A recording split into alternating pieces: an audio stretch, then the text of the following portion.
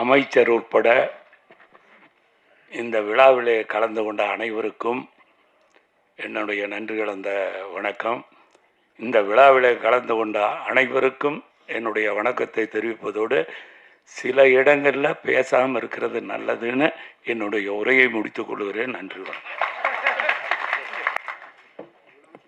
அடுத்ததாக ஆர் சுந்தரராஜன் அவர்களுக்கும் சேர்த்து தென்னிந்திய திரைப்பட எழுத்தாளர் சங்கம் சார்பாக திரு ரவி மரியா அவர்கள் இணைச் செயலாளர். திரையுலகில் நடிகனா பேசுகிறதா எழுத்தாளனா பேசுகிறேன் ஒரு குழப்பத்தில் இருந்தேன். எழுத்தாளனாக பேசிடுறேன். ஏன்னா இப்போ தான் லேட்டஸ்ட்டாக எலெக்ஷனில் தென்னிந்திய திரைப்பட எழுத்தாளர் சங்கத்தில் இணைச் செயலாளராக வெற்றி பெற்றிருக்கேன். அதனால் எழுத்தாளராக பேசிடுவோம். உங்களுக்கு கிறிஸ்டியன் மதத்தை பற்றி தெரியும்னு நினைக்கிறேன். அதில் ஈஸ்டர்னு ஒரு பண்டிகை வரும். அந்த பண்டிகை அன்னைக்கு அந்த ஹால் முல்லாம் இருட்டாயிடும். பக்தரெல்லாம் கையில் மெழுகுவத்தி வச்சுருப்பாங்க. பாஸ்தான்னு சொல்லக்கூடிய ஒரு மெழுகுவத்திலேருந்து அந்த ஒளி மற்ற ஒளிகளுக்கு ஒளிபரப்பப்படும். அப்படி இப்படி இருட்டாக இருக்கும்போது அந்த ஒரு ஒளி யார் எடுத்து வருவான்னு வெயிட் பண்ணிட்டே இருப்போம். அந்த ஒரு ஒளி கிளம்பி இன்னொரு கையில் கொடுக்கும். அது கரெக்டாக 5 நிமிஷத்தில் 1000 திரிகளை வெளிச்சமாக்கணும். அந்த ஒரு ஒளியாக உங்களை நான் பார்க்குறேன். நீங்கள் தான் இங்கே திருமாவில் இருக்கிற அத்தனை பேருக்கும் ஒரு ஒளியாக இருந்து ஒளியை பரப்பப்பட்டீங்க. தென்னிந்திய திரைப்பட எழுத்தாளர் சங்கம் அதாவது தென்னிந்திய திரைப்பட பத்திரிகையாளர் சங்கம்னு சிஸ்டர் சொல்லிட்டே இருந்தாங்க. பத்திரிகை தொடர்பாளர் சங்கம், பத்திரிகையாளர்கள் தான் அவங்களுக்கு தொடர்பு படுத்தி இதை நியூஸை போடுங்கன்னு சொல்கிறதே அவங்க தான். ஆமாம், நீங்கள் நிறைய முறை அர்த்தம் சொன்னீங்க சார். அதாவது நான் விருதுநகரில் பிறந்து காலேஜில் படிச்சுட்டு இன்றைக்கி நான் ரவி மரியா விரிவுரையாளர் அப்படின்னு ஒரு போர்டு தான் எங்கள் வீட்டுக்கு முன்னாடி தொங்கியிருக்கும். இன்றைக்கி தமிழர்கள் எங்கெல்லாம் இருக்காங்களோ அங்கெல்லாம் ரவி மரியா இவன் தான் சொல்ல வச்ச பெருமை இந்த பத்திரிகை தொடர்பாளருக்கு சாரும். அவங்களுக்கு எத்தனை முறை நன்றி சொன்னாலும் இன்றைக்கி நம்முடைய மாண்புமிகு முதலமைச்சராக இருக்கிற திரு சி ஜோசப் விஜய் அவர்கள் முதல்ல நடிக்க வராரு.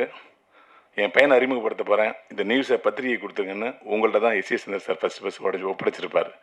உங்கள் கைராசி இன்றைக்கி அவர் முதல்வராக இருக்கார்.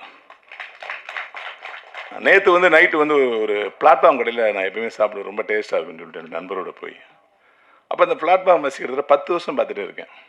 அவர் சொன்னார், என்னண்ணே தாவேக்கால் இணைஞ்சிட்டிங்களாமே அப்படின்னு. அரசியல் பேச நினைக்காதீங்க, ஒரு ஈவனுக்காக சொல்கிறேன். அது உங்களுக்கு தான் நான் இணைஞ்சதாக தெரியும். நான் விஜய் சார் நானும் 30 வருஷம் நண்பர்கள். குஷி படத்தில் நான் அசோசியேட் இருக்கும்போது அப்படின்னா அப்படியாண்ணே நானும் இணைஞ்சிட்டேன் அப்படின்னாரு. என்ன இணைஞ்சிங்களா? இல்லைண்ணே, கடந்த ஆட்சியில் கவுன்சிலருக்கு 500 ரூபா, போலீஸுக்கு 500 ரூபா, டெய்லி 1000 ரூபா கொடுத்து மாதம் 30,000 ரூபா கப்பம் கட்டிட்டு இருந்தேன். என்னைக்கு விஜய் சார் ஆட்சிக்கு வந்தாரோ இன்ன வரைக்கும் மாதம் எனக்கு 30,000 மிச்சம் ஆகிட்டுருக்கு அப்படின்னாரு. அவ்வளோ சிறப்பாக இந்த ஆட்சி போகுது. சிவா சார் சொன்னாங்க, அந்த போலீஸில் எங்கேயுமே பெர்மிஷன் பிரச்சனை இல்லை, யார் காசு கேட்கறது இல்லை, எந்த தொல்லையும் இல்லைங்கன்னாரு. இதை நடிகனா நான் ஒரு 3 படத்தில் பார்த்துட்டேன், நானே சாட்சி. இப்படி ஒரு அற்புதமான ஆட்சியை மக்களுக்கு கொடுத்துட்ருக்கீங்க சார். ஆனால் சினிமாவிலிருந்து போன ஒரு முதலமைச்சர், சினிமாவிலிருந்து போகிற எங்களுடைய துறை அமைச்சர் ராஜ்மோகன் சார் நான் நடித்த நான் சிரித்தால் படத்துடைய படத்தில் நிகழ்ச்சி தொகுப்பு பண்ணின்னு நினைக்கிறேன் சார். கொரோனாவுக்கு முன்னாடி நான் அன்றைக்கி ஒரு ஸ்பீச்சை கேட்கும்போது உண்மையிலே இவர் ஒரு நல்ல ஸ்பீச்சராக இருக்காரு, ஒரு நல்ல எதிர்காலம் இருக்குது, இப்படி சினிமாவிலேயே ட்ரை பண்ணிகிட்டு இருக்காருன்னு நினச்சேன். ஆனால் காலம் உங்களை சரியான இடத்துல சேர்த்து இன்றைக்கி அமைச்சராகிருக்கு சார். காலத்திற்கும் இயற்கைக்கும் ரொம்ப நன்றி சார். எங்களுடைய கோரிக்கை ஒன்று தான் சார். வருடம் விருதில் 7 வருடம் 8 வருடம் சேர்த்து கொடுக்கப்படுது.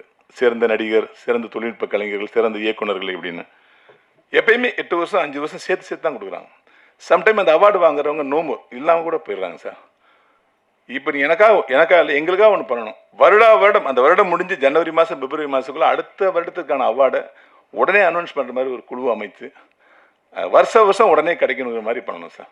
ஏன்னா அப்பொழுதுதான் அந்த படத்துக்கான மரியாதை, அந்த நடிகனுக்கான மரியாதை, அந்த தொழில்நுட்பமான மரியாதை கிடைக்கும் நான் விரும்புகிறேன்.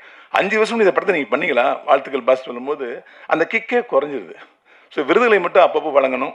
எழுத்தாளர் சங்கமாக என்னுடைய கோரிக்கையில் என்னென்னா, நம்ம தலைவர் சொல்லிட்டாரு, நான் எழுதி உங்கள்கிட்ட கொடுக்குறேன்னாரு. அவங்க கொடுப்பாங்க. தமிழ் துறைகளுக்கு உண்மையிலே ஒரு வார்த்தை சொன்னாங்க யாரும், இந்த பீரியடில் தமிழ் திரையுலகம் தப்பிக்கலைன்னா வேறு எந்த பீரியட்லையுமே தப்பிக்க முடியாதுன்னு சொன்னாங்க. ஏன்னா நம்மளிடம் இருந்தவர், நம்மளுடைய நட்பாக இருந்தவர் இன்னைக்கு முதலமைச்சராக இருக்கார். இந்த துறையை காப்பாற்றினீங்கன்னா தமிழ்நாட்டில் உள்ள அத்தனை துறையும் நீங்கள் காப்பாற்றுதான் அர்த்தம் சார். எனவே தமிழ் துறையில் இருக்கிற அத்தனை பிரச்சனைகளும் நீங்கள் தீர்க்கணும்னு வேண்டிக்கிறேன். அதாவது இந்த இடத்துல ஒரு ஒற்றுமையை பார்த்தேன். அதாவது இந்த சங்கத்தில் தான், பிஆர்ஓ சங்கத்தில் தான் எலெக்ஷனில் ஜெயிச்சாலும் தோத்தாலும் வருத்த போய் விட வேண்டியதில்லை. 90 பேருக்கு பதவியேற்பு விழா. 90 பேருக்கு பதவியேற்பு விழா. உண்மையிலே உங்களுடைய பரந்த மனசு அது காட்டுது. ஒருவர் கூட புண்படக்கூடாது. என்னுடைய ஃபர்ஸ்ட் படத்துக்கு பிஆர் வந்து மௌன ரவி என்ன, அவரை கூட்டு வந்து அவரை ஹானர் பண்ணது, பொதுக்குழு உறுப்பினராக்குனது, அமைச்சர் வந்து கீழே இறங்கி போய் அவரை வந்து நான் வரேன்னு சொல்லி போட்டோ எடுத்தது, இதெல்லாமே வந்து ரொம்ப சந்தோஷமா இருக்கு. இந்த நிகழ்வுலாம் பல வருஷம் நடக்காம இருந்துச்சு, இப்போ நடந்துகிட்டு இருக்கு. அனைவருக்கும் என்னுடைய மனமார்ந்த வாழ்த்துக்கள். நன்றி.